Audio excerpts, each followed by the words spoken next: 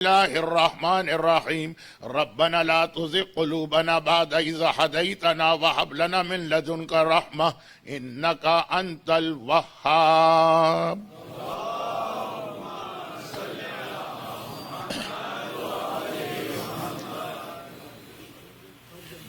جیسا بھی آپ نے اعلان میں بھی سماعت فرمایا اور ویسے بھی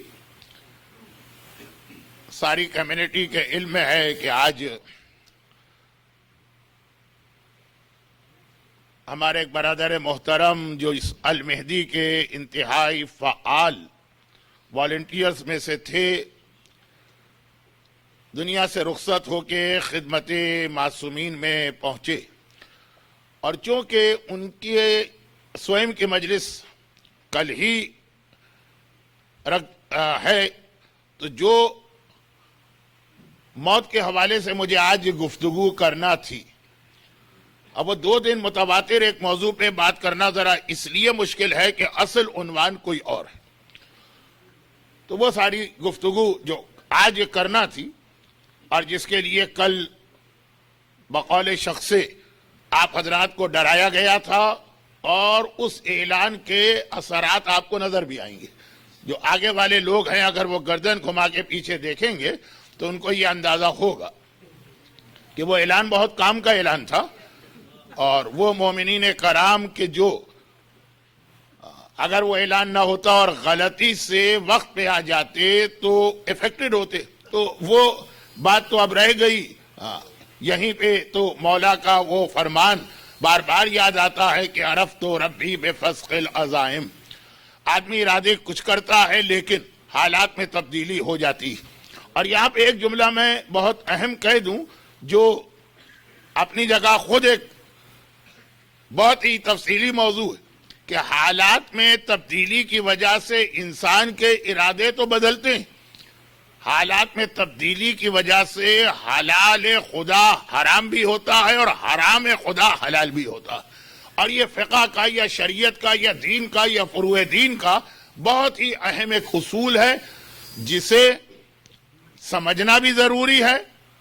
اور اس عشرے کی کسی ایک مجلس میں ہو سکتا ہے کہ آج ہی تھوڑا سا اس کا تذکرہ بھی کیا جائے گا، لیکن بعد میں ابھی صرف اتنی گزارش کر دی جائے کہ آخر کل یہ اعلان کیا کیوں گیا. بقول شخص مجمع کو بھگانے والا اعلان کیا کیوں گیا؟ کیونکہ آج کی رات شب جمعہ، اور شب جمعہ وہ رات ہوتی ہے کہ پورا سال جب بھی آئے اور چاہے اس رات میں کسی مومن کا انتقال ہوا ہو کہ نہ ہوا ہو، ہر آدمی کو موت یاد کرنا ہے، اس لیے کہ اسلام مرنے کے حوالے سے 2 پیغام دیتا ہے، جن میں سے جیسا میں نے کہا کہ ایک پیغام تو اب میں ایک دن ڈیلے کر سکتا ہوں، دوسرا اگرچہ ابھی اعلان ہو گیا لیکن میں بھی ذرا سا اس کو ریپیٹ کروں گا. دوسرا 2 پیغام دیتا ہے. پہلا پیغام یہ، جو دنیا سے گیا تو پہلے اپنی موت کو یاد کرو، اپنی موت کو یاد کرو. انا للہ و انا الیہ راجعون کا مطلب یہ نہیں ہے کہ وہ اللہ کی بارگاہ میں گیا. انا للہ و انا الیہ راجعون کا مطلب ترجمہ ٹرانسلیشن ہے، ہم اللہ کے یہاں جانے والے. اپنی موت پہلے یاد دلائی جا رہی. آپ نے کسی کے مرنے کی خبر سنی، اسے غسل بعد میں دیں گے، اس کو کفن بعد میں پہنائیں گے، اس کی نماز جنازہ میں بعد میں شریک ہوں گے، اسے قبر میں بعد میں اتاریں گے، سب سے پہلے انا للہ کہیں گے. اور انا للہ اپنی موت، تو اپنی موت یاد کرو. ہر شب جمعہ بھی یہ حکم ہے اور کسی کے مرنے کی خبر آ جائے تب بھی. مگر اسی کے ساتھ ساتھ برابر سے دوسرا حکم یہ جو نماز جنازہ میں یاد دلایا جاتا، اور وہ حکم یہ ہے کہ اب یہ دیکھو کہ مرنے والا تمہارا دوست، رشتہ دار، جاننے والا، اور کچھ نہ صحیح تو ایمانی رشتے سے تمہارا رشتہ دار، اس کی کیا مدد کر سکتے ہو. یہ ایک دوسری ذمہ داری ہے. بہت زیادہ ایصال ثواب کی مجلسوں میں اس کا ذکر ہوتا، اور انشاءاللہ کل کی مجلس میں تھوڑا سا اس کا ذکر اور کیا جائے گا. لیکن وہ جو مرنے والے کی مدد ہے اس میں ایک مدد ایسی کہ جس کا وقت آج ہی کی رات، یہ رات اگر چلی گئی، ختم ہو گئی، ذہن متوجہ نہ ہوئے، اس فریضے کو ادا نہ کیا تو آنے والے کل میں پھر اس کا موقع نہیں رہے گا. اور وہ ہے نماز وحشت قبر. موت کا ذکر کل ہو سکتا ہے, مرنے والے کی موت کو کل یاد کیا جا سکتا ہے, اس موت کے حوالے سے ہمارے پیغام ایک دن کے بعد آ سکتے ہیں, لیکن نماز وحشت قبر وہ تو اسی رات کو پڑھنا فائدے مند ہے کہ جس رات کو مرنے والا اپنے نئے گھر میں پہنچا ہوا, یا اب اس کا ایک نیا گھر ہے. ان مرحوم کے حوالے سے بات نہیں کر رہا, ایک عام بات کر رہا ہوں, لیکن جس میں یہ بھی شامل کہ آپ میں سے زیادہ تر وہ ہیں جو کہیں اور پیدا ہوئے ہیں. جو یہاں پیدا ہوئے ہیں وہ باہر کی مارکی میں بیٹھے ہوئے انگلش لیکچر سن رہے ہوں گے اور ان کو وہی سننا چاہیے, لیکن آپ میں سے تقریباً سب لوگ وہاں سے آپ نے اپنا گھر یہاں منتقل کیا, اور پھر یہاں سے ایک دن آپ کو اسی منزل پہ جانا ہے جہاں پہ ہمارے یہ محترم فصیح بھائی پہنچے ہوئے ہیں, ہر ایک کو وہاں جانا. اب یہ جو اس نئے گھر میں گئے ہیں تو ہمیں اور آپ کو سب سے پہلا عمل آج ہی کی رات کرنا ہے نماز وحشت قبر. اور میں بالکل وضاحت کے ساتھ یہ بات کہہ دوں کہ یہ غلط فہمی ہے کہ مرنے والے کی نماز وحشت صرف اس کے امیجیٹ فیملی ممبرز پڑھ سکتے ہیں, اور باقی لوگ اگر پڑھنا چاہیں تو نماز ہدیہ میت پڑھیں. یہ ہمارے تمام مراجع کا اس پہ اتفاق ہے کہ نماز وحشت قبر ہر مومن کو پڑھنے کا حق ہے, حتیٰ اگر کبھی کوئی مرنے والے کے وارث آپ سے کہہ دے کہ بھئی تم نہیں پڑھنا نماز وحشت, ہم راضی نہیں ہیں کہ تم نماز وحشت پڑھو, اچھا وارث چھوڑے. جو ہماری قوم کا ایک بہت بڑا مسئلہ بنتا جا رہا, ایگو پرابلم. مرنے والے نے اپنی زندگی میں کہہ دیا کہ دیکھو میں مر جاؤں تو تم میری میت پہ بھی نہ آنا, نہ میرے لیے فاتحہ پڑھنا, نہ میری نماز وحشت پڑھنا. وہ خود مرنے والا منع کر کے گیا. اور یہ اسی انداز کا جملہ ہوگا جیسے زندگی میں کبھی ہوتا کہ آپ کو پتا چلا کہ کوئی آدمی بہت پریشانی میں ہے, مصیبت میں ہے, مالی مشکلات ہیں, کوئی آپ مدد کے لیے گئے, اس نے کہا مجھے آپ کی مدد نہیں چاہیے. زندگی میں اکثر ایسا ہوتا ہے کہ منع کر دیتے کہ تمہاری مدد تو مجھے نہیں چاہیے. تو ہو سکتا ہے کہ کوئی مرنے والا کہے کہ ہاں قبر میں مجھے بہت پریشانی ہوگی اور زحمت ہوگی اور جو بھی ہوگا, لیکن بہرحال میں تمہاری مدد نہیں چاہتا. یہاں پہ اگرچہ تقریر کا ایک اور رخ سامنے آ سکتا ہے, لیکن بات بہت زیادہ موضوع سے ہٹ جائے گی, تو صرف ایک حدیث کہہ کے کہ مولا کا مسلسل یہ فرمان ہے نا کہ دیکھو کسی, اب یہ بہت ہی سلینگ قسم کا لفظ ہے, مولا کا جو فرمان ہے اس کا اگر ترجمہ با محاورہ کروں تو شاید آدھے لوگ نہیں سمجھیں گے. تو اسی طرح کہ نیچ ذات یا کمینے انسان کا احسان کبھی نہ لینا, اس سے تو بہتر ہے کہ اپنی پریشانی اور مصیبت کو فیس کر لو. تو اب بات کہیں اور نہ چلی جائے, اس لیے میں یہیں پہ اپنے آپ کو روک کے کہ دنیا میں ایسا ہوتا کہ ہم پریشانی میں کوئی مدد کے لیے آئے, لیکن ہم کو پتا کہ اب یہ ہماری مدد تو کر دے گا, لیکن بعد میں اب کتنے لوگ یہاں پہ ایسے ہوں گے جنہوں نے کسی اور کو اسپانسر کر کے یا طریقے بتا کے بلایا, اور بلانے کے بعد اس بیچارے کی ساری زندگی کو عذاب بنا دیا. ہم نہ ہوتے تو آج تم کہاں پہ ہوتے, ہم نہ ہوتے تو اس وقت تم وہی کراچی کی گلیوں میں ٹھوکرے کھا رہے ہوتے اور ویگن میں مرغا بنے سفر کر رہے ہوتے. کتنی ایک نیکی کر کے. اب یہ قرآن کریم کی آیت بھی ہے, آیت الکرسی کے بعد والی آیت, جہاں آیت الکرسی اپنی دو سہیلیوں کے ساتھ مکمل ہوتی ہے.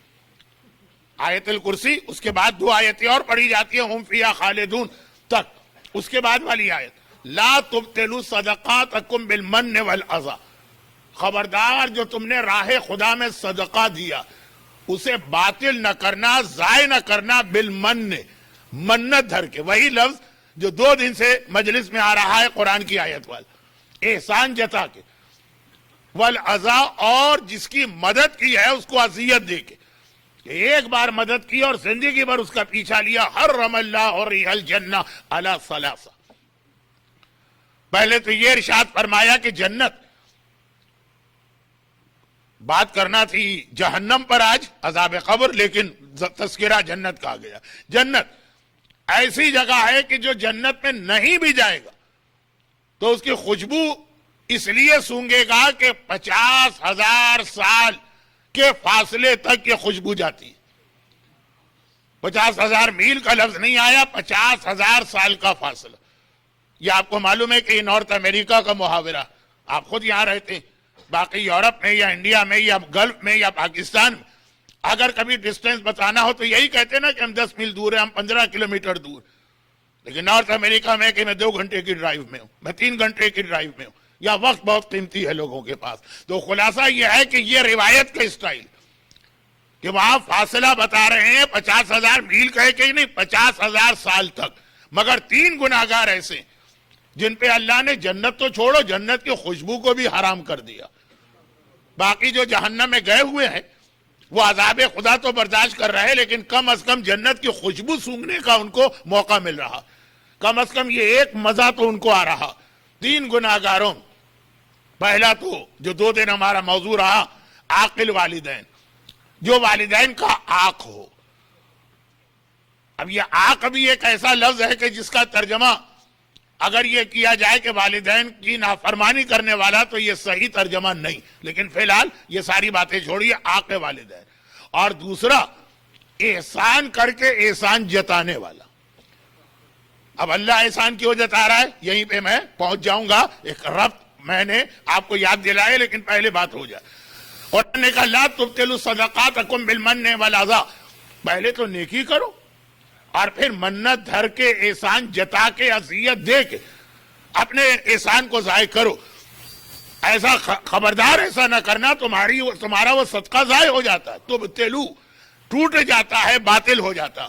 تو اب ہو سکتا، مجھے یاد ہے کہ کون سا جملہ میں اتنا پھیلاتا چلا گیا کہ ہو سکتا ہے کہ مرنے والا زندگی میں کہہ گیا کہ بھائی تم نہیں پڑھنا میری نماز وحشت، مجھے تمہاری نماز وحشت سے وحشت ہوتی ہے.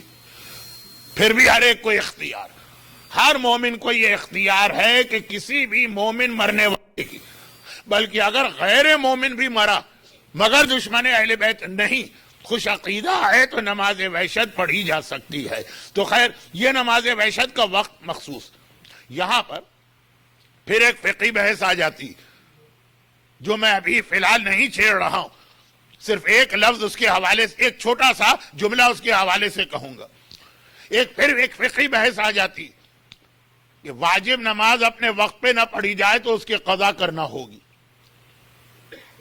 لیکن اور یہ واجب میں خالی یہ روزانہ کی 5 نمازیں نہیں ہیں، نماز آیات بھی، نماز طواف بھی ہے. لیکن کیا سنت نماز اگر وقت پہ نہ پڑھی جائے تو اس کی بھی قضا؟ سنت تو شروع سے ہی سنت تھی، آپ کے اختیار والنٹیئر آپ پڑھ رہے تھے تو، لیکن نہیں پڑھ سکے کسی وجہ سے، تو کیا اگر ہم اس کی قضا بھی والنٹیئر پڑھنا چاہیں ثواب کے لیے؟ یہ ایک بحث. پہلی رجب کی نماز کی بہت تاکید ہے، نہیں پڑھی ہم نے پہلی رجب کو، تیسری رجب کو پڑھنا چاہ رہے قضا کی نیت سے.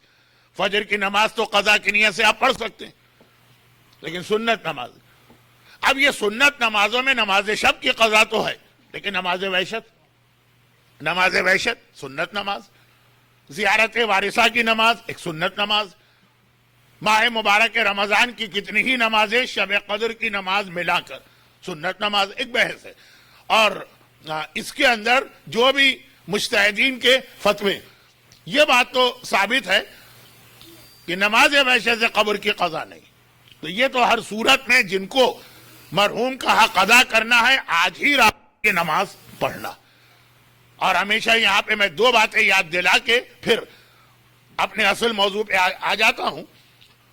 پہلی چھوٹی سی بات یہ ہے کہ نماز وحشت بہرحال جو 2 دن پہلے ایک جملہ آیا تھا اس کے حوالے سے اسلام میں آئی.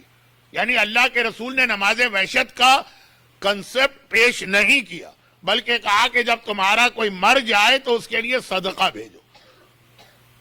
پھر ایک غریب آدمی کھڑا ہوا کہ یا رسول اللہ اس کا مطلب یہ ہے کہ سارے فائدے پیسے والے ہی لوٹ لیں گے، دنیا میں بھی پیسہ ہے تو ہر سہولت، اور مرنے کے بعد بھی راہ خدا میں ان کے وارثوں نے یا انہوں نے وصیت کر کے صدقہ نکلوا دیا تو قبر میں بھی ان کو آرام. یہ پیسہ دنیا میں چل رہا ہے، قبر میں بھی یہ پیسہ چل رہا. پیغمبر نے ایک اصولی بات بتائی کہ مرنے والے کے لیے سب سے بڑا فائدہ یہ کہ اس کی وجہ سے کسی زندہ غریب مومن کی مدد ہو جائے. صدقے کا مطلب تو یہ ہے، لیکن جس کی جیب میں ایک پیسہ نہیں تھا، اور کتنے غریب تھے اس وقت مسلمان، کھجور کا ایک دانہ بھی وہ چک نہیں پاتے تھے، کتنے غریب تھے. اب یہ الگ بات ہے کہ جن کے طفیل خیبر کی لڑائی کے بعد یہ دولت میں کھیلنے لگے، پہلا وار انہوں نے انہی پہ کیا. کسی کمینے یا نیچ ذات پہ احسان نہ کرنا. ایسا نہیں ہے کہ خالی احسان بھول جائے گا. دیکھیں دونوں چیزیں، احسان نہ کرنا اور احسان قبول نہ کرنا. اگر احسان قبول کرو گے وہ احسان جتائے گا، اور اگر احسان کرو گے تو چونکہ اس کے پاس ایک وہ انفینٹی کمپلیکس آ جائے گا نا، نگاہ نہیں اٹھے گی اپنے محسن کے سامنے تو محسن کا خاتمہ کرے گا. خیر، اب یہ تو ایسے جملے یہ پوری مجلس بن سکتی ہے. تو پیغمبر مرنے والے کی مدد کے حوالے سے بات کر رہے ہیں کہ اصل مدد یہ ہے کہ وہ مرنے والا قبر میں جس حالت میں پہنچا، قبر میں ہر ایک مجبور. تو جو دنیا میں اس غربت کے عالم میں ہیں، پیسہ نہ ہونے کی وجہ سے کتنے لوگوں کی عزت پامال ہوتی، ان کی مدد کرو، وہاں ان کی مدد ہوگی. اور اس نے کہا کہ یا رسول اللہ میرے پاس تو کچھ نہیں. تو پھر پیغمبر نے کہا اچھا جو صدقہ نہ دے سکے وہ 2 رکعت نماز وحشت پڑھے. پھر نماز وحشت کی بعد میں اتنی حدیثیں آئیں اور اتنے واقعات بھی آپ کو ملیں گے کہ کتنا یہ قبر میں کام آنے والی نماز، کہ پھر یہی فتویٰ ہے کہ دونوں کرو. یعنی نماز وحشت تو پڑھو ہی اور صدقہ بھی دو. یہ پہلی بات. دوسری بات وہ یہ ہے کہ نماز وحشت ایک سنت نماز، اور ہر سنت نماز میں اجازت ہے کہ آپ اسے چلتے پھرتے کوئی کام کرتے ہوئے انجام دے سکتے ہیں. یقیناً ثواب کم ہو جائے گا لیکن ملے گا بھی اور اس کا فائدہ بھی ملے گا. بس شرط صرف دو ہی ہیں. نمبر 1 وضو ہونا چاہیے، نمبر 2 باتیں نہیں ہونا چاہیے. قبلہ معاف ہو جاتا. تو سنت نماز کا یہ اصول ہر ایک کو معلوم، اور میں تو ہر سال ممبر پہ پتہ نہیں کیسے کوئی نہ کوئی موقع بن جاتا ہے تو یہ بات اس لیے یاد دلا دیتا ہوں کہ یہاں بڑی لمبی لمبی ڈرائیونگ ہوتی ہے یا بڑا لمبا ٹرین کا سفر ہوتا. اب یہ آئی فون کی وجہ سے لوگوں کا ٹائم بہت پاس ہونے لگا ہے، لیکن پھر بھی اس وقت کو آپ استعمال کر سکتے ہیں سنت نمازوں کو انجام دینے میں، جس میں روزانہ کی نافلہ بھی شامل ہے. نماز وارث، اب یہاں سے آپ گھر جا رہے ہیں، یہاں زیارت وارثہ سنی، نماز راستے میں ڈرائیونگ کرتے ہوئے پڑھ لیجیے گا. لیکن نماز وحشت کے حوالے سے خاص یہ بات کہ اگر کوئی ذہن میں نہیں رہا اور مغرب اور عشاء کے ساتھ نہیں پڑھی نماز وحشت تو نماز وحشت کا وقت فجر تک. اچھا، یہ اتنی ساری باتیں آ گئیں. اب میں جلدی سے موضوع کو اصل عنوان پہ لے کے آتا ہوں، اور وہ یہ کہ اللہ جو منع کر رہا ہے بار بار کہ نیکی کر کے کبھی احسان نہ جتانا. اب پورے قرآن میں کسی اور نعمت کے حوالے سے احسان کا تذکرہ نہیں، صرف یہ رسالت کا اس دنیا میں آنا اور ہمیں اور آپ کو ایمان کی ہدایت کرنا. ہاں بے شک قرآن نے ایک کمپلین یہ کی کہ ان الانسان لربہ لکنود. یہ کمپلین ہے اللہ کی، یہ قرآن کی آیت ہے. انسان اپنے رب کا بڑا ناشکرا. اللہ دیتا جاتا ہے دیتا جاتا ہے دیتا جاتا ہے، اور پھر بھی یہ ناشکرا انسان. والدین کی جو اتنی عزت اور احترام بتایا گیا، اس کا ون آف دا ریزن یہ ٹریننگ بھی ہے کہ کس طرح سے اللہ کا شکر ادا کرو. لیکن یہ جملہ یہیں پہ روکتے ہوئے والدین کی خدمت اپنی جگہ خود نیکی ہونے کے ساتھ ساتھ یہ ایک ٹریننگ بھی ہے کہ انسان اللہ کا ناشکرہ نہ ہونے پائے. جس باپ نے ایک نیکی تم پر کی کہ تمہیں اس دنیا میں لے کے آ گیا، اس کا اتنا حق ہے کہ جو ہر لمحے تم پر نیکی کر رہا ہے اس رب کا کتنا حق ہے. ان الانسان لربہ لکنود کمپلین کی. انسانوں کی اس حالت پہ قرآن نے افسوس کیا. فَبِأَيِّ آلَاءِ رَبِّكُمَا تُكَذِّبَانِ. کس کس نعمت کو جھٹلاؤ گے. لیکن جہاں تک یہ لفظ استعمال ہو کہ اللہ احسان کر رہا ہے، وہ خاص ایمان کے حوالے سے یہ احسان کیا جا رہا ہے. اور یہیں پہ ایک بات میں موقع مل گیا تو عرض کر دوں. یہ کل آتی یہ بات تو زیادہ بہتر تھا، لیکن کل کا موضوع شاید خود اتنا طویل ہو جائے. وہ یہ کہ ایمان، اللہ نے کہا کہ یہ میں نے احسان کیا ہے تم پر، لیکن وہ گرانٹیڈ نہیں ہے، یہ میرا خاص احسان. اور اسی ایمان کو شریعت میں ایک اور لفظ سے بھی بیان کیا گیا ہے، خیر. لفظ خیر جو ہے اس کے معنی بھی ایمان، یعنی توحید و رسالت و امامت. آج چونکہ نماز جنازہ آپ میں سے کافی لوگوں نے پڑھی، جن کو اطلاع ملتی گئی اور وہ وقت پہ آ سکے، تو آج ہمارے مرحوم فصیح بھائی کی نماز جنازہ میں اچھے خاصے مومنین تھے، ہال بھرا ہوا تھا. اللہم ان لا نعلم منہ الا خیرا، نماز جنازہ میں آپ پڑھتے ہیں، معلوم ہے آپ کو، آئے خدا ہمیں مرنے والے کے بارے میں کچھ نہیں پتا، صرف ایک چیز جانتے ہیں، اس کے پاس خیر. گرچہ میں 2-3 بار اس سے پہلے بھی اسی ممبر پہ یہ بات کہہ چکا ہوں، مگر ایک خاص وجہ سے آج پھر اس کو دہرا رہا ہوں. پچھلے سال ایام اعظم، پورے ایام اعظم میں میں المہدی کے ممبر کا ثواب نہیں لے سکا تھا، لیکن آپ کے پڑوس میں ہی تھا. خاصا وقت میرا یو ایس میں گزرا تھا، انہی مجالس میں ایک عجیب نماز جنازہ میں نے سنی. میں تو چکرا کے رہ گیا، حیران ہو کے رہ گیا.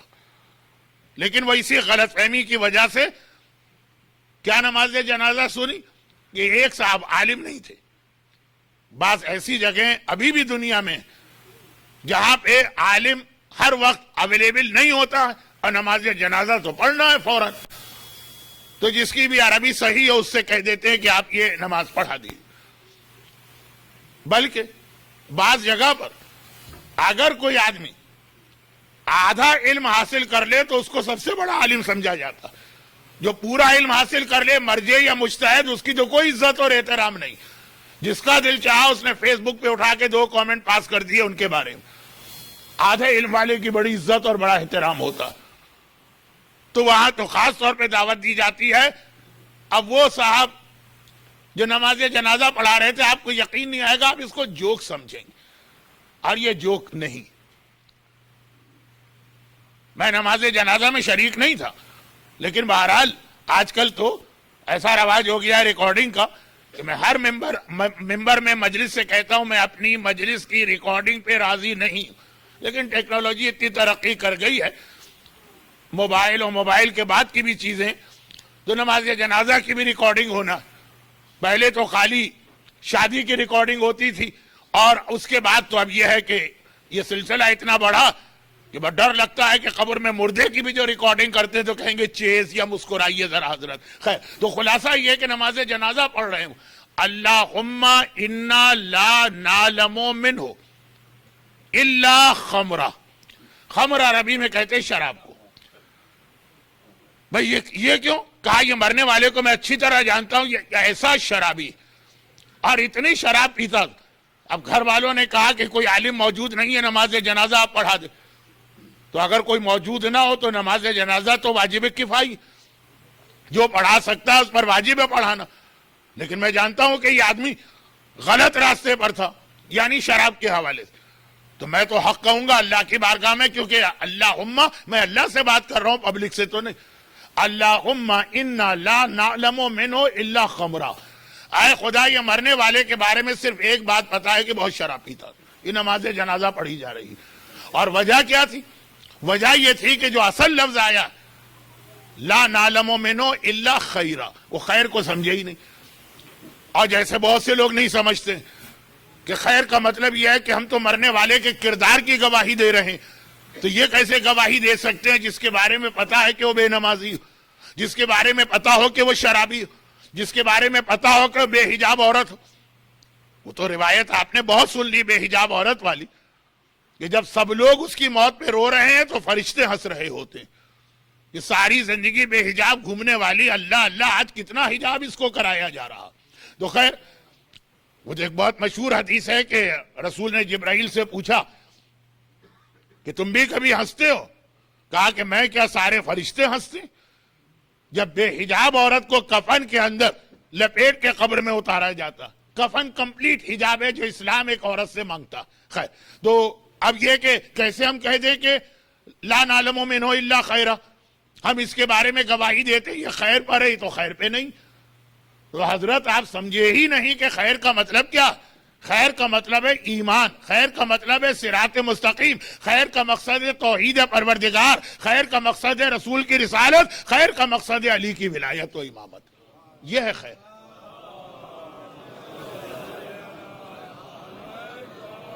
یہ بات کئی بار یاد دلائی گئی, لیکن وہ خمرہ والی جو نماز جنازہ میں نے سنی تو اس کے بعد تو دل اور تڑپ اٹھا کہ یہ لوگوں کو اب تک دھوکہ ہو رہا ہے تو یاد دلاؤ. لیکن یہ بات آ کیوں گئی کہ خیر, خیر عربی کی سپرلیٹو ڈگری, خیر کے معنی اچھی چیز نہیں ہے, سب سے اچھی چیز. تو سب سے اچھی چیز تو ولایت اہل بیت ہے, اس سے بہتر اور کون سی نیکی اور اس سے بہتر اور کون سا عمل. اور اللہ یہ احسان بیان کر رہا, بل اللہ یمن ان ہداکم للایمان, اور اللہ کا یہ احسان ہے تم پر کہ ایمان کی ہدایت کی. اب یہاں پر ایک چھوٹی سی بات, جس سے جو آیت میں نے خطبے کے بعد پڑھی, آپ تو بھول بھی گئے ہوں گے, مجھے یاد ہے کہ اس کا ربط ملے. کہ ایک بات تو یہ ہوئی کہ اللہ نے یہ احسان کس حوالے سے بیان کیا, دنیا کے حوالے سے تو نہیں, آخرت کے حوالے سے. اس سے پھر موت پہ بات کرنا تھی تو آج نہ صحیح تو کل. لیکن جب آپ کسی کا فیور کریں اور کسی کو کوئی چیز دے اور اس کے بعد وہ اس چیز کی ناقدری کرے, اٹھا کے پھینک دے, تحفے تک کے بارے میں کہ اگر ایسا تحفہ آپ کو ملا جو آپ کو نہیں چاہیے, آپ کے کام کا نہیں, آپ کو پسند نہیں آ رہا, تو کم از کم جو تحفہ دینے والا ہے اس کے سامنے کوئی ایسا جملہ نہ کہو یا کوئی ایسا ایکشن نہ کرو یا اپنے چہرے پہ کوئی ایسا تاثر لے کے نہ ہو. اسے بڑے احترام اور عزت کے ساتھ قبول کرو, اس بیچارے کا دل نہ ٹوٹے. مومن کا دل نہ ٹوٹے, چاہے اس کے لیے کبھی روزہ توڑنا پڑے سنت, چاہے اس کے لیے کبھی نماز توڑنا پڑے سنت, چاہے اس کے لیے کبھی طواف توڑنا پڑے سنت, چاہے اس کے لیے کبھی اعتکاف توڑنا پڑے یہ سنت, اور بعض حالتوں میں تو واجب بھی.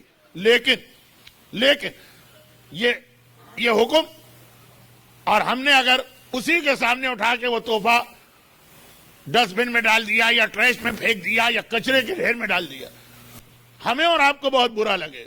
اللہ نے ہمیں ایمان دیا, اب بجائے اس کے کہ ہم اللہ کے اس احسان کو مانیں. دیکھیں 3 مرحلے ہوتے ہیں نا. ایک تو یہ کہ آپ کو ایک چیز دی کسی نے, فیور کر کے آپ نے تھینک یو کہا, آپ نے اپریشیٹ کیا. دوسرا یہ کہ آپ نے کچھ نہیں کہا, نہ نیگیٹو نہ پازیٹو, وہ بھی چلے قبول. اور تیسرا یہ ہے کہ اتنا نیگیٹو آپ کا بیہیویئر یا ایٹیٹیوڈ ہے, اٹھا کے آپ نے پھینک دیا. آپ کسی کے لیے کھانا لے کے گئے, اس نے اٹھا کے کتے کے آگے ڈال دیا. البتہ مسلمان معاشرے میں کیونکہ جب ایک آدھ بار مثال دی تو لوگوں نے کہا کہ نہیں بھائی ہمارے بچے تو کتے کے آگے کوئی چیز ڈالے تو اس کی عزت افزائی سمجھتے اس چیز کی. کتا اولاد سے زیادہ قیمتی ہے, ہوگا کہیں پہ, لیکن جو مجمع میرے سامنے ہے وہاں پہ نہیں. کتنا برا لگے گا اسے. اللہ نے ایمان دیا, اور اس کے بعد پھر سورہ آل عمران کی اس آیت میں جو میں نے تلاوت کی ایک پیغام دیا. یہ دیکھو, یہ کہتے رہنا ربنا لا تزغ قلوبنا بعد اذ ہدیتنا وہب لنا من لدنک الرحمہ انک انت الوہاب. اے خدا جو تو نے ہمیں ہدایت دے دی, وہی ہدایت جس کے لیے لفظ آیا منت, اللہ نے احسان کیا, جو ہدایت دے دی, ایسا نہ ہو کہ لا تزغ قلوبنا ہدایت کے بعد ہم دوبارہ گمراہ ہو جائیں. اور یہ تو ہوا مومن کو ایک پیغام. اب اس سے بچنے کے لیے غالباً سب سے زیادہ جو دعا ہم اور آپ مانگتے ہیں, گرچہ دعا کی نیت نہیں ہوتی ہے, اور شاید اگر دعا کا تصور آئے تو شاید نماز بھی غلط ہو, لیکن ہے تو وہ دعا نا اہدنا الصراط المستقیم, آئے خدا ہمیں سیدھے راستے پہ باقی رکھ. وہ جو اللہ نے احسان جتایا, ایمان دیا, اب یہ باقی رہنا چاہیے. اب اس نعمت کی قدر کرنا, چلے قدر بھی نہ کرے لیکن کم از کم اس کو ضائع تو نہ کرے. آخری زمانے کا سب سے بڑا پرابلم یہ ہے کہ ایمان ضائع ہوگا. آخری زمانہ کسے کہتے ہیں؟ آخری زمانے کے دو معنی ہیں اور دونوں میں یہ حدیث ہے. ایک ہے ہر آدمی کا اپنا آخری زمانہ، جس وقت موت کا فرشتہ کسی کے سرانے آتا اسی وقت شیطان بھی اس کے سرانے آتا اور پوری کوشش کرتا ہے کہ ایک لاسٹ ٹرائی کر لے اس کا ایمان ضائع کرنے کی. اور اسی طرح سے مجموعی اعتبار سے پورے دنیا والوں کے لیے آخری زمانہ کب ہے؟ ظہور امام سے جسٹ بیفور کا. یہ دو موقع ایسے ہیں کہ ایمان بہت خطرے میں ہوتا. اب یہاں پہ یہ اصل میں ہمارا موضوع چل رہا، نہ صرف یہ کہ خطرے میں ہوتا ہے بلکہ روایت یہ ہے کہ مور دین 2/3 کا ایمان دونوں موقعوں پہ ختم ہوتا. یعنی آخری وقت میں بھی جب اس کا اپنا وقت آتا ہے آخری، ہمیں کیا معلوم، ہم تو نہیں دیکھ رہے ہیں اس کو، مگر اس کا ایمان ختم ہو گئے. ہم اس کو دیکھ رہے ہیں، اس کے ایمان یعنی شیطان اور ملک الموت کو نہیں دیکھ رہے. اور اسی طرح سے جب امام آنے والے ہوں گے تو جسٹ بیفور امام دجال بھی آئے گا اور لوگوں کے ایمان کو اس طرح ضائع کرے گا کہ 2/3 کا ایمان ضائع ہو جائے گا. یہ تو دجال کے حوالے سے تو ہر ایک کو معلوم ہے، یا کم از کم اب معلوم ہو گیا. لیکن یہی موت کے وقت کی حالت. اب اسلام خالی پرابلم بتاتا ہے کہ سلوشن بھی بتاتا ہے. خالی کنڈیم ہی کیا جاتا ہے کہ بتایا جاتا ہے اس سے بچنے کا طریقہ کیا. یہاں پہ ایک سوال آ گیا، اور شب جمعہ کی اہم ترین دعا، دعائے کمیل تو یقیناً ہے، آج بھی مجلس کے بعد شاید ہو، شاید مجھے نہیں معلوم پوری تفصیل. شب جمعہ کی اہم ترین دعا دعائے عدیلہ، یعنی وہ دعا جس کو پڑھنے کے بعد انسان کا ایمان بچتا. کا روزانہ بھی پڑھنا ہے، لیکن روزانہ چھوٹی سی دعا، یا اللہ یا رحمان یا رحیم یا مقلب القلوب ثبت قلبی علی دینک. یہ بھی دعا عدیلہ ہے، ثبت قلبی، میرے دل کو ثابت قدم رکھ اپنے دین پر. لیکن آج کی رات جو لمبی والی دعا عدیلہ، تو ایمان بچانے کے دو طریقے. اب یہیں پہ ایک چھوٹی سی بات ربط ملا ہے اس لیے کہہ دوں، شب جمعہ دعا کی رات بھی ہے.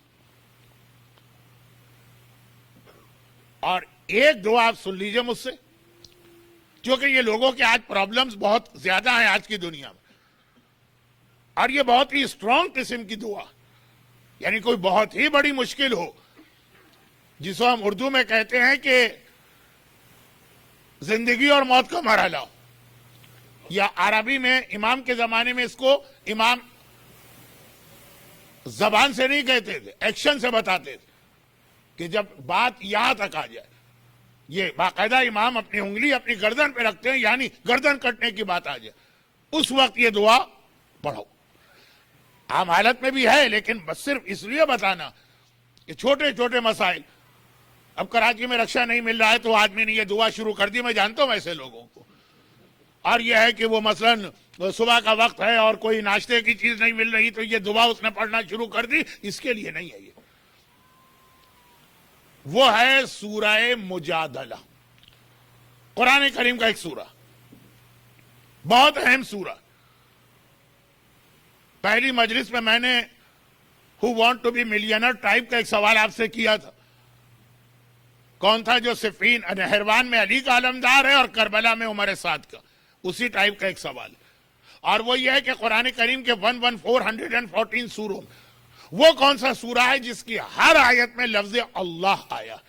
اللہ کے 1001 نام تو جوشن کبیر میں آپ پڑھتے ہیں، 99 جو نیمز ہیں وہ بچوں کو یاد ہیں یوٹیوب کے اوپر جو کلپس ہیں، لیکن اصل نام جو ہے وہ لفظ اللہ.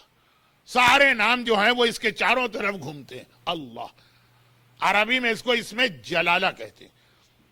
قرآن کریم کا صرف ایک سورہ ہے جس کی 23 آیتوں میں سے ہر آیت میں لفظ اللہ آیا، اور وہ ہے سورہ مجادلہ. سورہ توحید کتنا اہم سورہ ہے، اللہ کی توحید بتا رہا، اس کی ہر آیت میں لفظ اللہ نہیں، اللہ کا نام. سورہ دہر کتنا اہم سورہ، اہل بیت کا قصیدہ پڑھا جا رہا، ہر آیت میں لفظ اللہ. سورہ مجادلہ.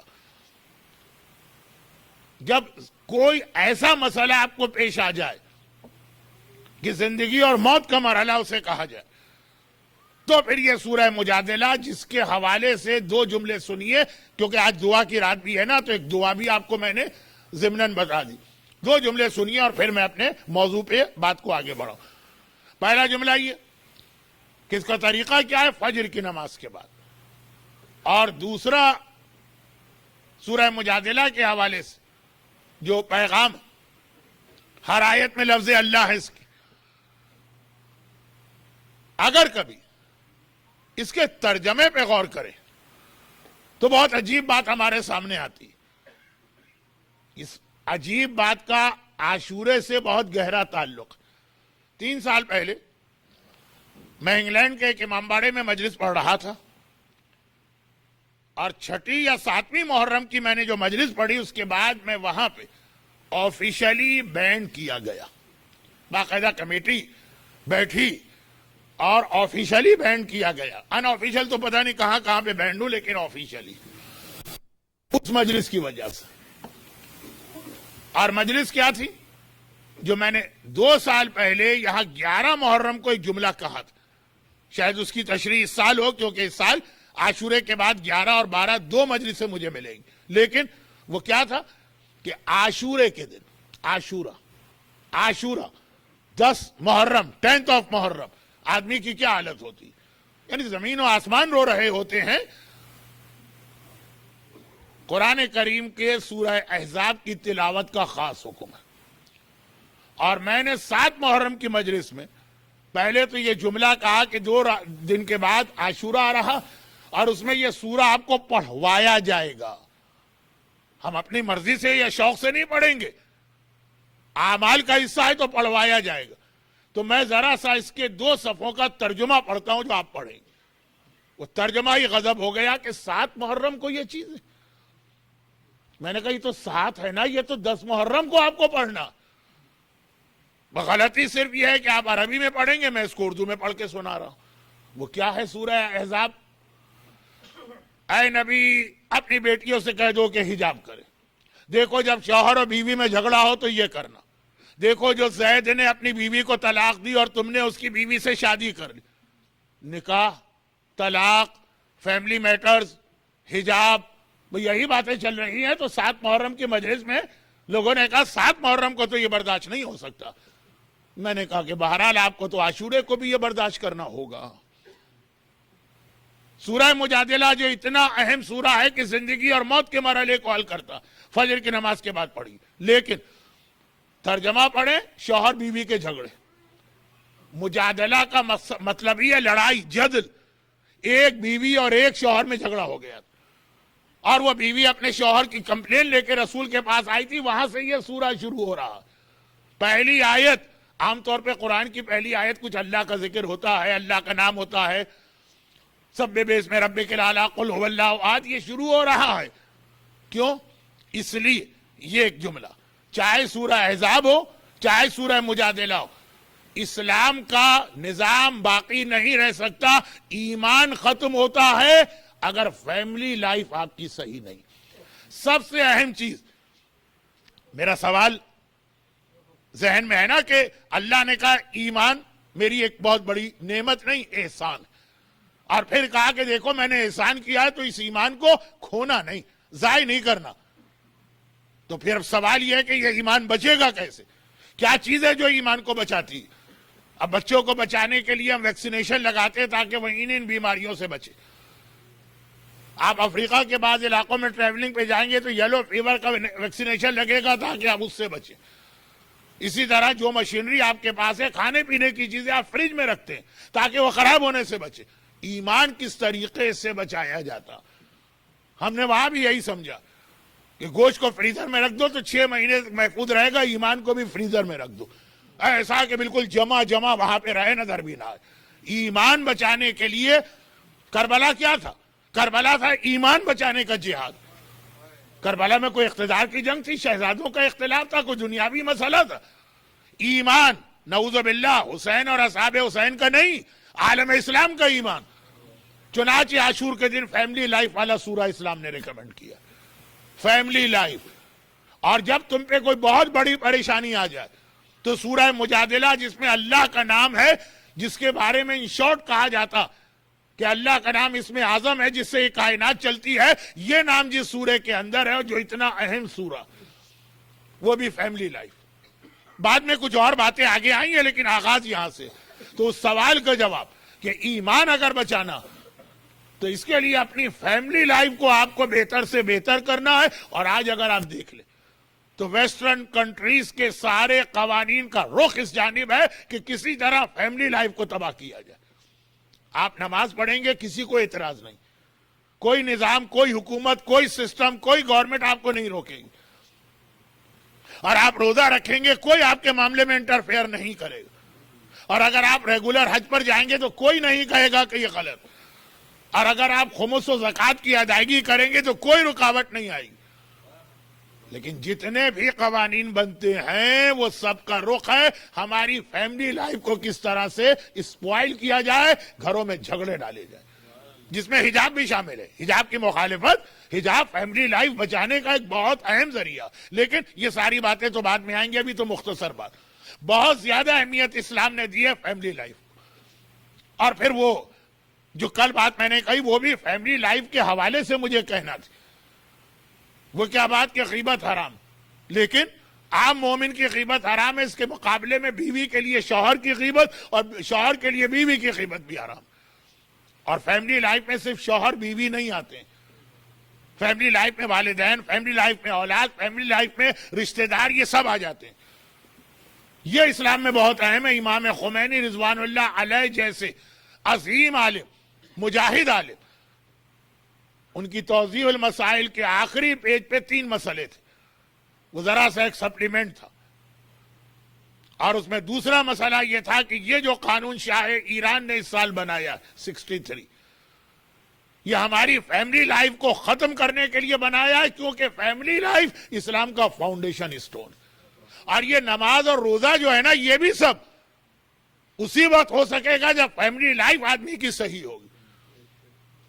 چنانچہ شہزادی کی وہ روایت جو میں نے مرحوم فصیح بھائی کی موت کے حوالے سے ایک جملہ کہا تھا، وہ اصل میں شہزادی کا جملہ تھا، جس کو پوری روایت کو ابھی پڑھ رہا ہوں، اور وہ یہ کہ جب اللہ کے رسول شادی کی اگلی صبح شادی ہوئی، اچھا اب شادی ہوئی تو شادی تو اردو کا لفظ ہے، شادی تو ہر خوشی کو کہیں گے، نکاح ہوا، نکاح کے کچھ عرصے کے بعد رخصتی ہوئی، اور رخصتی کے لیے پیغمبر نے جو طریقہ اختیار کیا اسے بھی سمجھنا، وہ بھی بہت اہم چیز ہے، لیکن آج کے لیے نہیں۔ اور وہی آپ کو بھی کمپلین ہوگی کہ مولانا یہ شادی، یہ خوشی، یہ رخصتی، یہ بارات، یہ پہلی دوسری محرم کو پڑھ دیتے، جیسے جیسے بڑی راتیں قریب آتی جا رہی آپ اس موضوع پہ آ رہے ہیں۔ خیر یہ میرا موضوع اس سال ہے نہیں، موضوع کچھ اور ہے، تو ہے کہ آپ پوچھیں گے، کیونکہ روز میں یہ جملہ کہہ کے آگے بڑھ جاتا ہوں کہ موضوع ہے کیا۔ ہو سکتا ہے کہ 12 محرم کو ہم اور آپ بیٹھ کے واقعا ڈھونڈ رہے ہوں کہ تھا کیا موضوع، لیکن فی الحال جو ذہن میں ہے نقشہ، اس کے اعتبار سے شادی موضوع نہیں ہے، صرف یہ ایک حدیث۔ رخصتی ہوئی، اگلی صبح کو میرا مولا نماز فجر پڑھنے کے لیے مسجد میں آیا، رسول اللہ کے پیچھے نماز پڑھنا۔ سجا ایک پیغمبر کے زمانے کی ایک عورت تھی نا،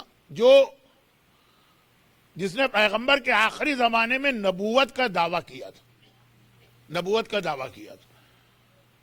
اور وہ جو پہلی مجلس میں آدمی آئے تھے شبس ابن ربی، وہ اسلام لانے سے پہلے اس کی نبوت ماننے والوں میں تھا، بلکہ نبوت پروموٹ کرنے والوں میں تھا۔ خیر، تو اب یہ ایک عورت تھی۔ جب یہ اعتراض کیا گیا کہ پیغمبر نے تو کہہ دیا کہ میرے بعد کوئی نبی نہیں ہے، تم کہاں سے آ گئے، تو اس نے وہ مذکر و مؤنث کا فائدہ اٹھایا کہ پیغمبر نے کہا لا نبی یا بعدی، نبی کے معنی مرد نبی، یہ نہیں کہا نبی یا عورت والا جو مومن سے مومنہ، نبیہ تو نہیں کہا نا، میں نبی نہیں ہوں، میں نبیہ ہوں، اس کو تو پیغمبر نے منع نہیں کیا۔ آج بھی ایسے مومن ملتے ہیں، مولانا داڑھی منڈوانا حرام ہے، ہم مانتے ہیں، لیکن داڑھی رکھ کے منڈواؤ تو حرام ہے، ہم نے تو رکھی ہی نہیں، آئی ہی نہیں ہمارے چہرے پہ داڑھی۔ اور یہ کتنے ایسے لوگ ملتے ہیں کہ سیریس مسئلہ، آیت اللہ سیستانی کی کتاب میں کوئسچن آنسر والی میں مسئلہ آ گیا کہ سوال کیا کسی نے کہ میں تو داڑھی رکھتا ہی نہیں، تو کیا پھر تو جب رکھتا ہی نہیں ہو تو منڈوانا کہاں سے ہوگا؟ تو اب یہ الفاظ کا جو کھیل تھا، اس نے ایک قانون ایسا جاری کیا جس کی وجہ سے اس کی نبوت بہت چلنے لگی، اور اس نے یہ قانون جاری کیا کہ شادی کے بعد 1 ہفتے تک دلہن کے لیے نمازیں معاف ہیں۔ شادی کے بعد دلہن اس پوزیشن میں نہیں ہو، دولہا اور دلہن دونوں، وہ نمازیں معاف ہیں۔ اب اس کی نبوت کو تو ہم میں سے کوئی نہیں مانے گا، اس پہ لعنت کریں گے۔ اس کے مسئلے پہ بہت سے لوگ عمل کرتے ہیں، بہت کم مجھے ایسے نمازی بھی ملتے ہیں کہ جو شادی کی اگلی صبح کو نماز پڑھیں۔ خیر، تو خلاصہ یہ ہے کہ یہ تو ہم اور آپ ہیں۔ اب وہاں تو یہ جملہ کہنا توہین امامت۔ مولا پہنچے، پیغمبر نے پہلا سوال علی کو دیکھتے ہی یہ کیا کہ اے علی، تم نے فاطمہ کو کیسا پایا؟ یہ بھی ایک باپ کی بہت بڑی ذمہ داری ہے کہ اپنی بیٹی کی ایسی تربیت کرے، شوہر کے گھر میں جائے تو شوہر کے گھر کے نظام کو ایسا بنائے کہ مولا کی طرف۔ فرمایا نعم العون للعبادہ، میں نے اپنی بیوی کو عبادت خدا میں بہترین مددگار پایا۔ میرا جملہ ذہن میں رکھیے گا، فیملی لائف اگر ٹھیک ہو تو نماز و روزہ بھی باقی رہ سکتا۔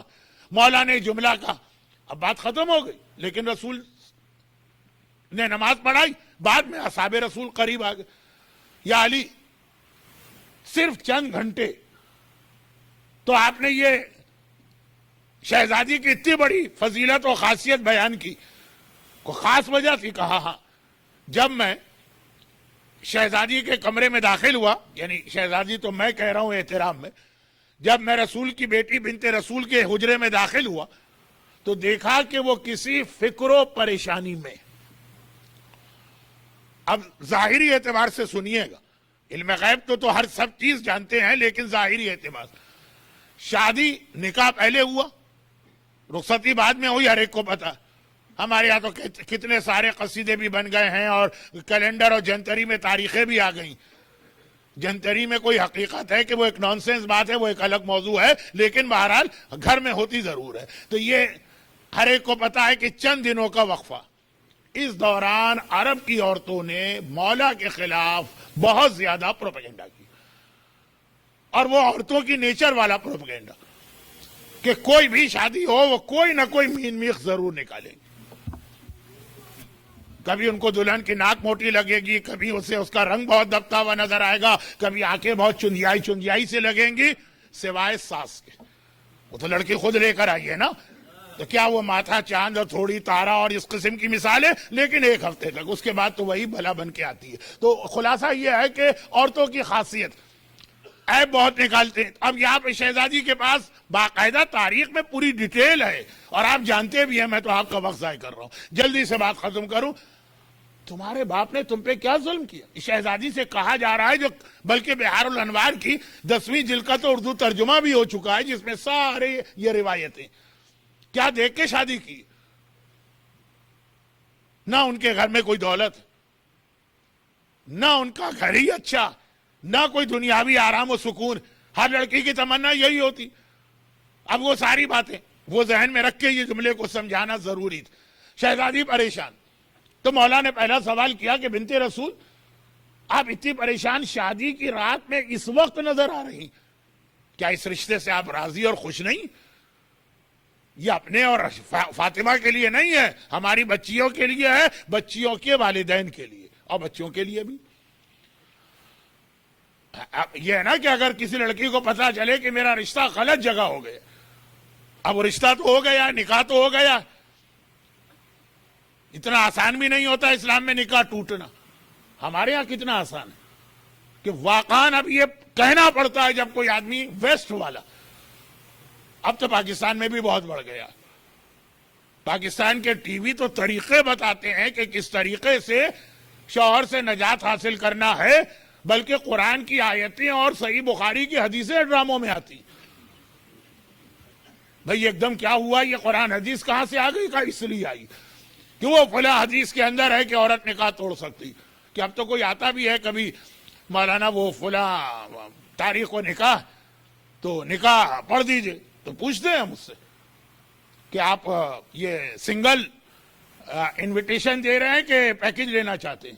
پیکج کیا ہوتا ہے؟ میں کہا پھر یہ کہ 1 ہفتے بعد آپ طلاق کے لیے آئیں گے، تو اگر آپ دونوں ساتھ میں ہی وعدہ لے لیں تو آپ کو 20% ڈسکاؤنٹ۔ خیر، جو لوگ یہ سارا کام کرتے ہیں، میں تو نکاح بھی نہیں پڑھا تھا اور طلاق بھی نہیں پڑھی، لیکن اتنے جلدی آج کل طلاقیں ہونے لگی ہیں، وہ ایک الگ موضوع ہے۔ اب بات یہ ہے کہ کیوں ہوتی ہے طلاق؟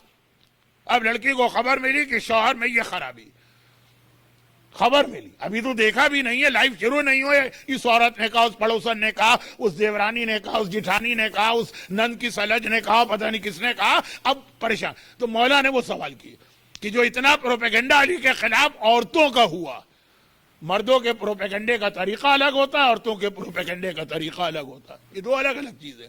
تو ایک بار کہا کہ کیا اس شادی سے آپ خوش نہیں؟ گھبرا کے کہا نہیں ابو الحسن، میں تو اس لیے فکر مند ہوں کہ میں نے اپنی زندگی کا پہلا حصہ بابا کے گھر گزارا، اور بابا نے مدینہ پہنچنے کے بعد گھر کے لیے سارا سامان وغیرہ مہیا کیا، بہت غربت صحیح، لیکن بہرحال جو سامان ضروری ہے وہ پیغمبر نے مدینے میں خریدا۔ اور اب میں شوہر کے گھر آئی ہوں، یہ دوسرا اسٹیج۔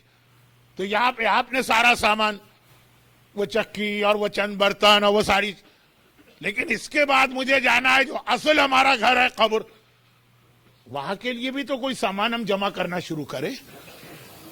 جب انڈیا اور پاکستان کے دانشمند، مجھے معلوم ہے یہ مثالیں ٹورنٹو کے لیے بالکل غلط، لیکن آپ جہاں سے آئے وہاں کی مثال میں کمفرٹیبل آپ کو ہونا چاہیے، یہ فطرت ہے آدمی کی۔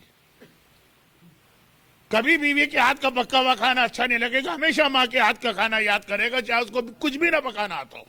وہ ماں کے شوہر سے پوچھو اپنے باپ سے کہ کیسا کھانا پکاتی تھی، لیکن وہ چونکہ وہ بچپنا جو ہے وہ آدمی کی کبھی جان نہیں چھوڑتا۔ اس لیے میں نے کہا کہ انڈیا پاکستان کی مثال، کہا کہ دانشمند والدین، بچی پیدا ہوئی اور ابھی سے اس کے جہیز یا شادی کی فکر ہو جاتی۔ ہمارے ہاں تو ابھی بھی سامان جمع کرتے ہیں، لیکن بہرحال بہت سی جگہوں پہ انویسٹمنٹ اسکیمیں ہیں، انشورنس ہے، پیسے جمع کرنا ابھی سے تیاری ہے۔ لڑکی ابھی پیدا ہوئی تو شہزادی اسی مزاج کے اعتبار سے کہہ رہی ہے کہ ایک دن تو قبر میں جانا، اصل گھر تو وہ ہے، یہ سب تو یہاں چھوڑ جانے والی چیز ہے، اس کے لیے بھی ہم کو ابھی سے تیاری شروع کرنا۔ تو آئیے آیا ابو الحسن، ہم اور آپ آج کی رات اللہ کی عبادت نماز پڑھتے ہوئے گزارے۔ تو اس کے بعد شوہر و بیوی نے ساری رات وہ نماز پڑھی جس کی نقل ہمارے یہاں، یعنی میں یو پی سے تعلق رکھتا ہوں، ایسا تعلق دیکھا کبھی نہیں، لیکن بزرگ تو وہاں سے آئے۔ تو جو ہمارے یہاں اس کی نقل میں ایک نماز پڑھائی جاتی ہے، رخصتی کے موقع پر دلہن کے آنچل پہ شوہر کو نماز پڑھوائی جاتی ہے۔ وہ نماز بغیر وضو کے ہوتی ہے، وہ نماز بغیر شرائط کے ہوتی ہے، اس میں پتہ نہیں الحمد پڑھتا بھی ہے وہ شوہر کے، وہ دولہا کے نہیں پڑھتا ہے، لیکن ایک 2 رکعت نماز اس کی نقل میں ہو رہی۔ لیکن ساری رات نماز پڑھی، کیا کہہ کر کہ یہ وہ چیز ہے جو قبر میں کام آئی۔ خالی نماز نہیں کہا، یہ کہا کہ قبر کا سامان ہے جو جمع کر۔ فیملی لائف اگر ٹھیک ہوگی تو نماز اور روزہ بھی بچے گا، ساری عبادتیں بھی بچیں گی۔ یہی وجہ کہ عاشور کے دن بھی آپ کو یاد دلایا جا رہا کہ آج کے دن، اب وہ کچھ آیتیں میں یہاں ممبر سے بھی پڑھوں گا، تھوڑا آپ کو اندازہ ہو کہ عاشور کا ایک میسج یہ بھی، اور سورہ مجادلہ۔ عاشور کا دن انسان اس لیے سورہ احزاب پڑھے گا کہ آج آقا حسین کی شہادت کا دن ہے، جو آقا نے کہا اس پہ آج ہم کو عمل کرنا۔ اور شب جمعہ اس لیے سورہ مجادلہ پڑھے گا کہ اس کے ساتھ پرابلم لگے ہوئے، وہاں ایمان کی وجہ سے پڑھے گا، یہاں اپنے ذاتی فائدے کے لیے پڑھے گا، لیکن دونوں جگہ پیغام ہے ایک ہی، فیملی لائف کو بچانا۔ اور فیملی لائف بچے۔ اچھا یہ والا جو جملہ میں کہہ رہا ہوں یہ میرا، آپ کا جب نکاح ہوا تھا تو یہ جملہ آپ کے نکاح میں پڑھا گیا تھا نا، جو مولانا نکاح پڑھا رہے تھے انہوں نے کہا کہ نہیں کہا کہ قال رسول اللہ یقال امیر المومنین من تزوج فقط احرز نصف دین فلیتق اللہ فی النصف الاخر۔ کس نکاح میں یہ حدیث نہیں پڑھی جاتی؟ جس نے اپنے شادی کی اس نے اپنا آدھا دین بچا لیا، آدھا دین۔ پورا دین حسین ہے، کہا کہ آدھا دین یہ شادی۔ اور پھر یہاں سے ایک جملہ جو کل سے مصائب میں بیان ہوگا کہ نصف دین ہمارا اور آپ کا نصف دین بچتا۔ تو جو حسین کی شادیاں، ہر شادی کے اندر ایک پیغام، چاہے وہ ام لیلہ سے ہو جو علی اکبر کی شہادت میں ذکر ہوتا، اور چاہے وہ رباب سے ہو جو علی اصغر کی شہادت میں ذکر ہوتا، اور چاہے وہ مولا کی اور ام المؤمنین کی شادی، تو یہ نصف دین بچتا شادی کے ذریعے۔ یہ فیملی لائف اسلام میں بہت ہے، مگر یہاں پہ میرا درد دل سنیے، کتنی دیر باقی ہے؟ اچھا 3 دن سے مجھے ایک مس انڈرسٹینڈنگ ہو رہی تھی کہ 1 گھنٹے کی مجلس سے میں 5 منٹ 7 منٹ زیادہ لے رہا ہوں۔ ابھی میں نے دیکھا جو فلائر یا پمفلیٹ ہے تو مجھے تو شروع سے ہی 75 منٹ دیے گئے، تو 3 دن آپ سے معذرت کہ میں 7 منٹ پہلے ممبر سے اتر آیا تھا۔ وہ اگر 7 اور 7 اور 7 جمع کریں تو ابھی میرے پاس 21 منٹ مزید آج پڑھنے کے ہیں 1.25 گھنٹے کے بعد، لیکن خیر۔ اور صحیح معنوں میں نعروں کا موقع ان کو کل سے ملے گا، اس لیے کہ مجمع بھی ذرا سا ٹھنڈا جواب دیا نعرے کا، یا تو نعرہ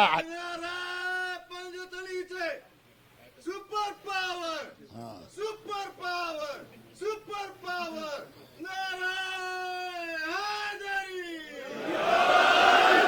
حیدری حیدری محمد وال محمد آواز بلند تر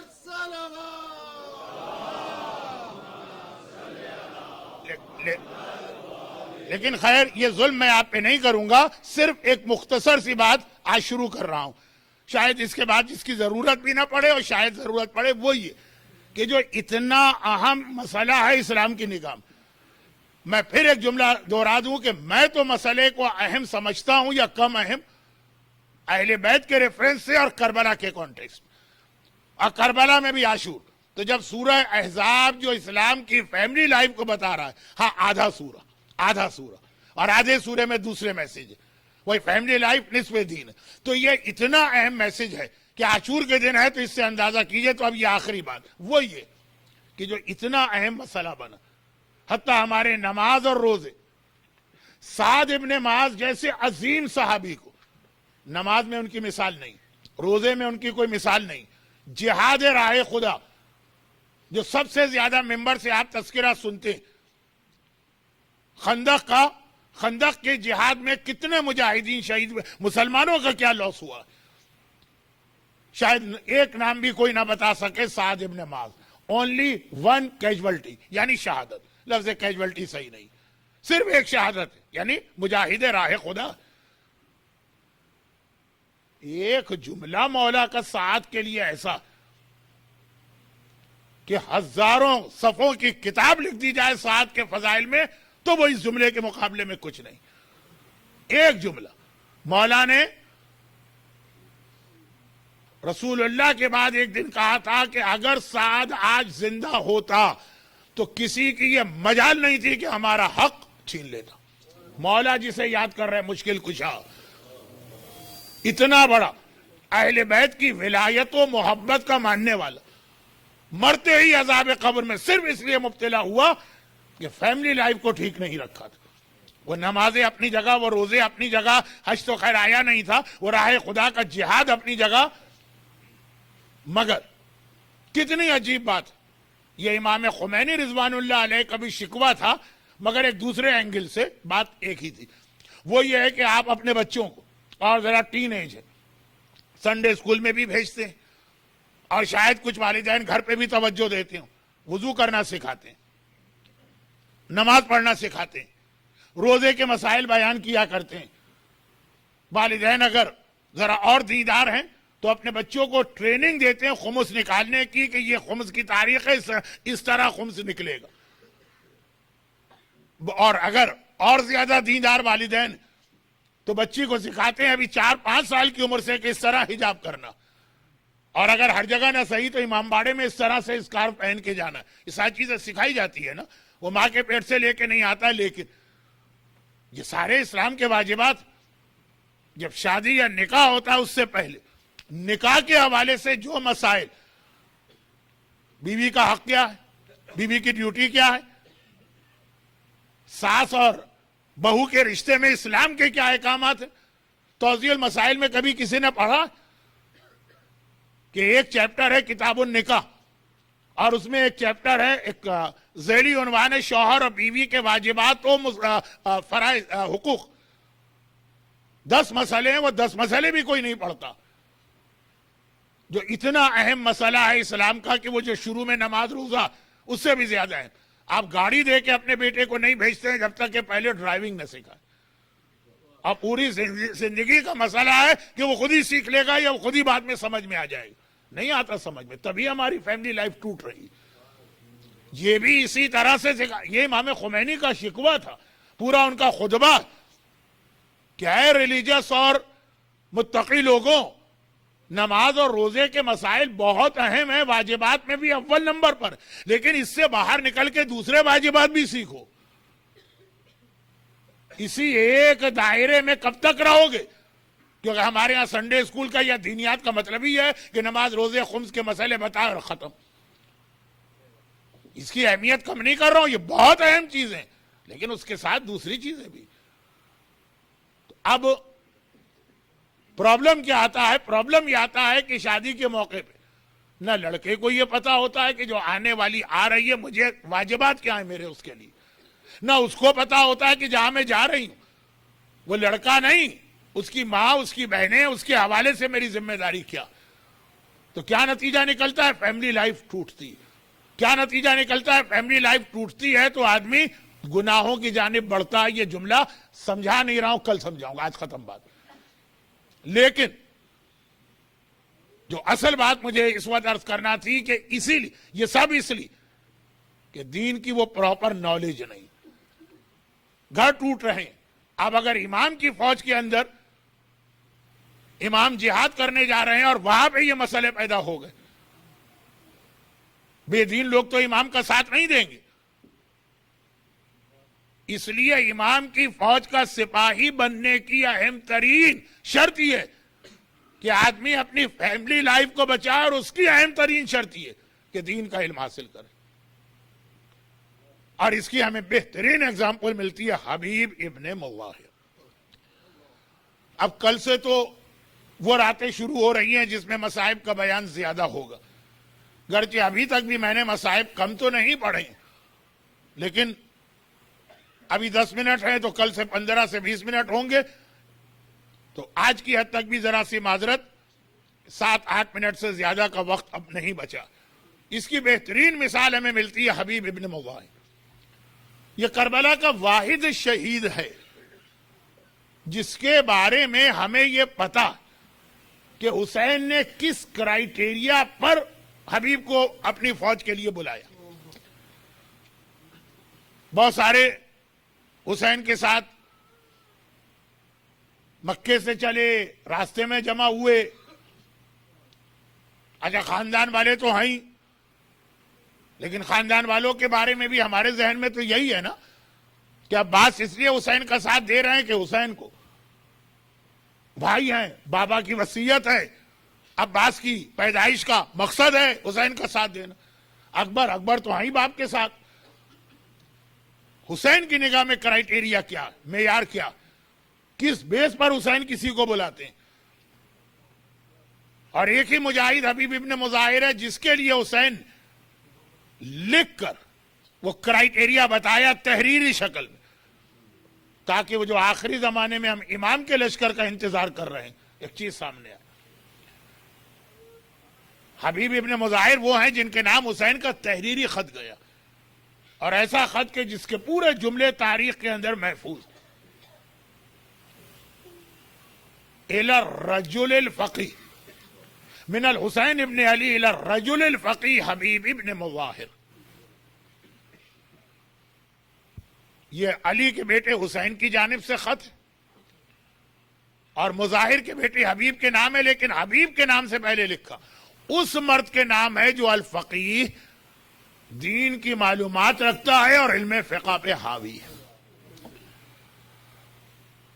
دیکھیے حسین وہ جملہ بھی لکھ سکتے تھے جو مسلم ابن عقیل کے لیے لکھا ہے, انا باعث الیکم ثقتی وابن امی, اے کوفے والوں میں تمہاری جانب بھیج رہا ہوں اسے جس پہ مجھے پورا ٹرسٹ, اور وہ میرے چچا کا بیٹا. مسلم کا انٹروڈکشن کوفے والوں سے 2 حوالوں سے کرایا. حبیب کے لیے بھی لکھ سکتے تھے کہ جو میرے بچپنے کا دوست, اور حبیب کی یہ صفت زیادہ مشہور اور حبیب کون؟ حسین کے بچپنے کا دوست، جو میرے نانا کا صحابی، جو میرے بابا کا صحابی، جو میرا شاگرد ہے، جو علم غیب آج کل بعض بچے کچوں کو معصومین میں نظر نہیں آ رہا، وہ علم غیب تو حبیب ابن مظاہر کے پاس بھی تھا۔ میثم تمار، حبیب، رشید، تینوں کا مشہور واقعہ ہے، پڑھنے کی ضرورت نہیں ہے، وقت نہیں۔ مگر حسین نہ اپنے بچپنے کا دوست کہہ کے بلایا، نہ اپنا شاگرد کہہ کے بلایا، نہ اپنے بابا کا صحابی کہہ کے بلایا،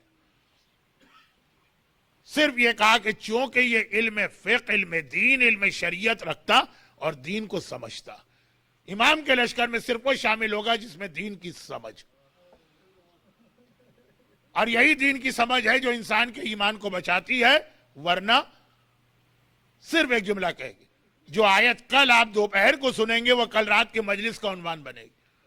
مثل الذین حملوا التوراۃ ثم لم یحملوها کمثل الحمار، جنہوں نے تورات کو حفظ کر رکھا ہے ان کی مثال گدھوں جیسی، اگر سمجھ نہیں۔ اور حبیب ابن مظاہر، ورنہ رجل فقیہ کا ترجمہ ہے ایک علم فقہ رکھنے والا، کہ یہ ہے تو حبیب کربلا کے لشکر میں شامل ہو سکے گا، لیکن بیچ کا اسٹیج تو میں بھول گیا یا چھوڑ گیا، فیملی لائف۔ جب حبیب کے نام حسین کا خط گیا تو زوجہ حبیب کی کیا حالت؟ بھئی یہیں سے آپ سمجھئے کہ مصائب شروع ہو گئے، یہیں پہ آپ سمجھئے کہ آج کی مجلس کا پیغام مکمل ہو گیا۔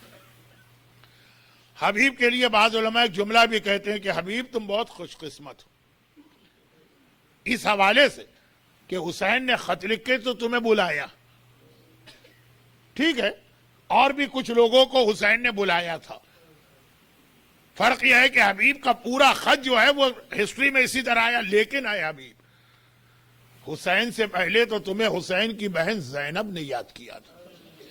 یہی تو ہے نا مقاتل میں کہ 2 محرم کو حر آقا حسین کو لے کے کربلا پہنچ چکا، اور ابن زیاد کو خط لکھا کہ حسین کربلا آ گئے ہیں، اب بتا مجھے کیا کرنا، اور یہاں سے اب روز خط جا رہا اور وہاں سے فوجیں آ رہی۔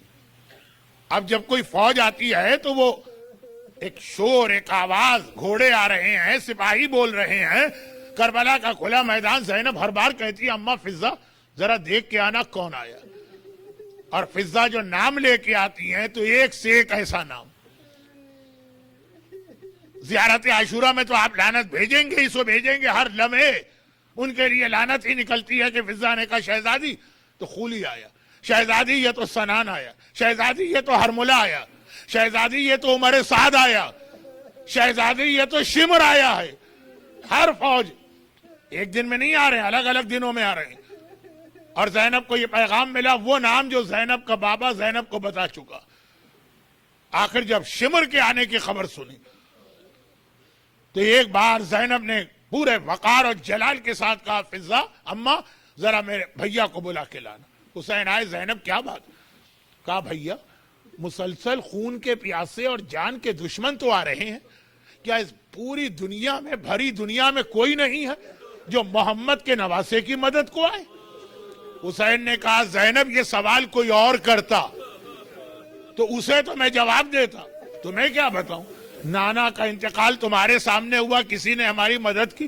اماں کی شہادت تمہارے سامنے ہوئی، بابا کے سر پہ ضربت تمہارے سامنے لگی، بھیا حسن کا کلیجہ تمہارے سامنے ٹکڑے ٹکڑے ہوا۔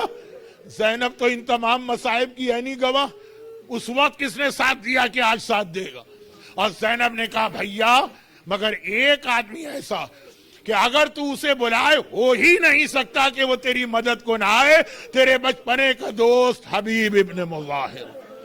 کتنے خوش قسمت ہوئے حبیب کہ حسین کو تو تمہیں بلانا ہی تھا، مگر حسین سے پہلے زینب کبریٰ نے تمہیں یاد کیا، زینب نے تمہاری وفاداری پہ اتنا بھروسہ کیا، اور حسین کا قاصد شہر کوفہ گیا۔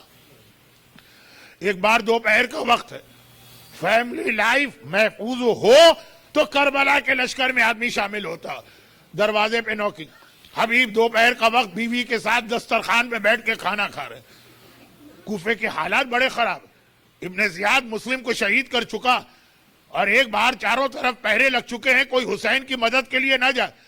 ہر آدمی دوسرے کی جاسوسی کر رہا. حبیب نے ناکنگ کی آواز سنی. ایک مرتبہ گھبرا کے پوچھا کون؟ جواب آیا انا برید الحسین، میں حسین کا قاصد. بھئی یہ سننا تھا کہ طلب کے حبیب کھڑے ہوئے، باہر کے کمرے میں آئے، دروازہ کھولا، قاصد کو دیکھا، بعد میں پہلے تو اس کے پیروں پہ گر پڑے. انہی قدموں سے چل کے میرے مولا کی بارگاہ سے مشتاق آیا. ہائے آج میں اتنا خوش قسمت. اندر لے کے آیا. کہا کیا بات؟ کہا یہ حسین نے خط بھجوایا. حبیب نے خط کھولا، پہلا جملہ تو وہی تھا، رجل فقی حبیب ابن مظاہر کے نام، اور اس کے بعد کا جملہ ایسا تھا کہ حبیب تڑپ اٹھے. حسین نے لکھا تھا بھیا حبیب میں تمہارے شہر کے قریب آ گیا ہوں، دشمنوں کے درمیان گھر گیا ہوں، محمد کی نواسیہ زینب و کلثوم بھی میرے ساتھ ہیں. بھئی یہ جملہ جو پڑھا، تڑپ کے کھڑے ہوئے وہیں سے کربلا کا رخ کیا اپنے کمرے سے. لبیک یا حسین، لبیک یا حسین کی آواز حبیب نے بلند کی ہے. قاصد سے کہا اچھا تم واپس چلے جاؤ، میں آ رہا ہوں. اور پھر آئے زنان خانے میں، اس کمرے میں کہ یہاں حبیب کی زوجہ بیٹھی. وہ یہ تو سن چکی ہے کہ حسین کا قاصد آیا، بڑی بے چینی کے عالم میں ٹہل رہی.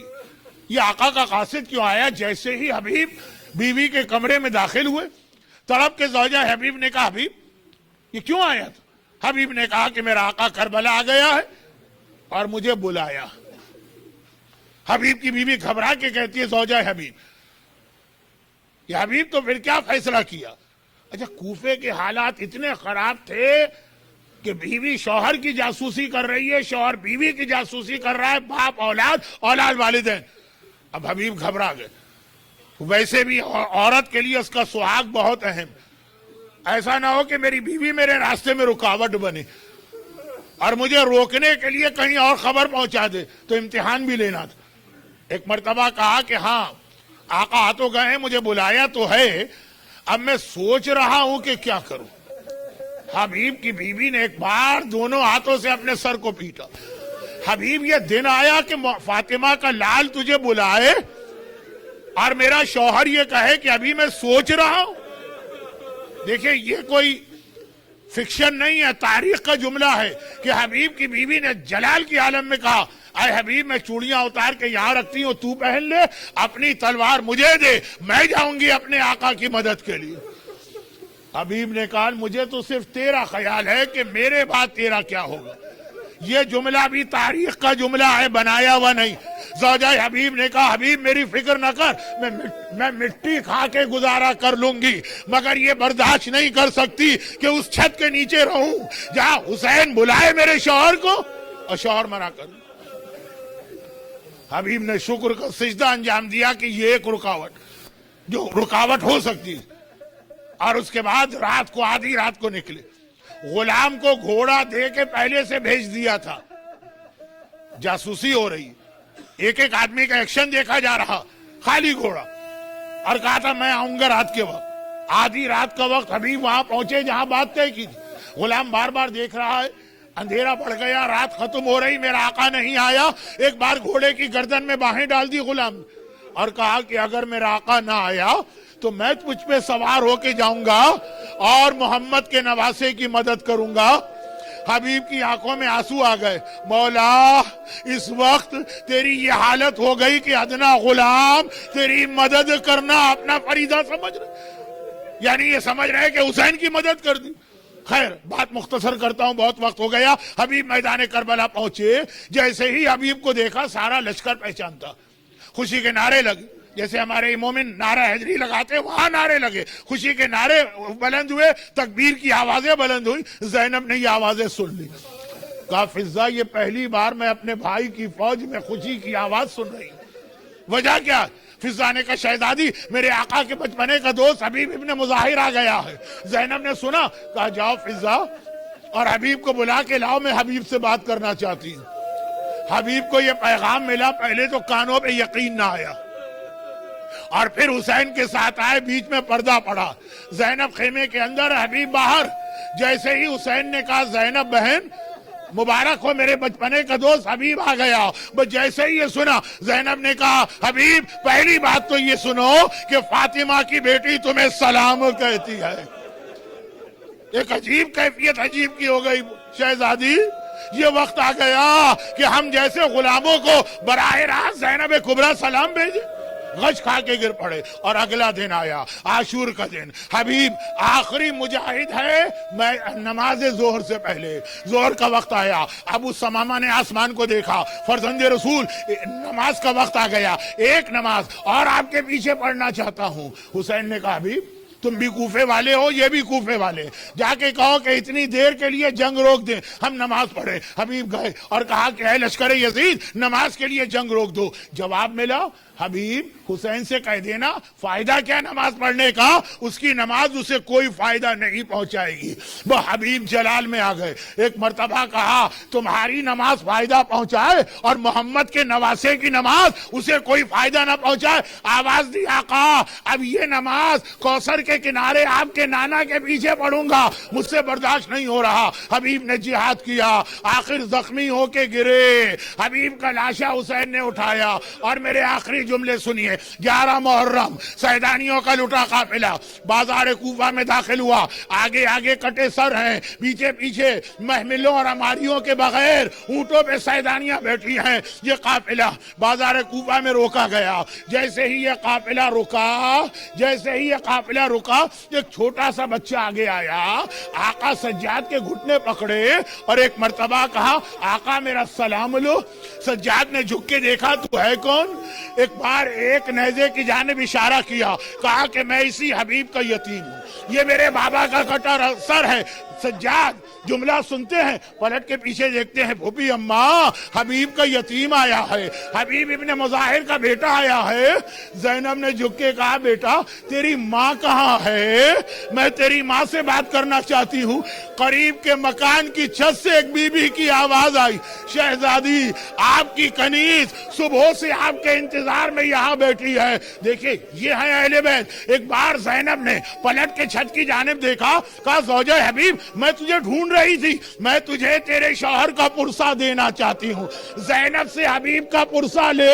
شہزادی آپ نے تو حبیب کا پرسہ دیا، کسی نے آپ کو بھی آ کے پرسہ دیا، تیرا حسین مارا گیا، تیرا عباس مارا گیا، تیرا اکبر مارا گیا، پرسہ تو نہ ملا، یا کوڑے پڑے یا نوکے نیزہ چبھ ہوئی گئی۔ خدا بندہ حبیب ابن مظاہر کی اس وفاداری کا واسطہ ہم میں سے ہر ایک کو آل محمد کا ایسا ہی وفادار بنا دے۔ خدا بندہ حبیب ابن مظاہر کے اس جہاد کا واسطہ ہمیں بھی اسلام، اہل بیت، حسین مظلوم اور اہل بیت اطہار کی ولایت و امامت کی خاطر ہر قربانی کا جذبہ عطا فرما۔ یا جتنے مومنین اور مومنات ہیں ان کو ہر آفت و پریشانی سے محفوظ فرما، ان کی ساری حاجتیں پوری فرما۔ ہمارے مرحوم فصیح بھائی کو اعلی علیین میں اہل بیت اطہار سے ملحق فرما، امام زمانہ کے ظہور میں تعجیل فرما۔ ماتم حسین۔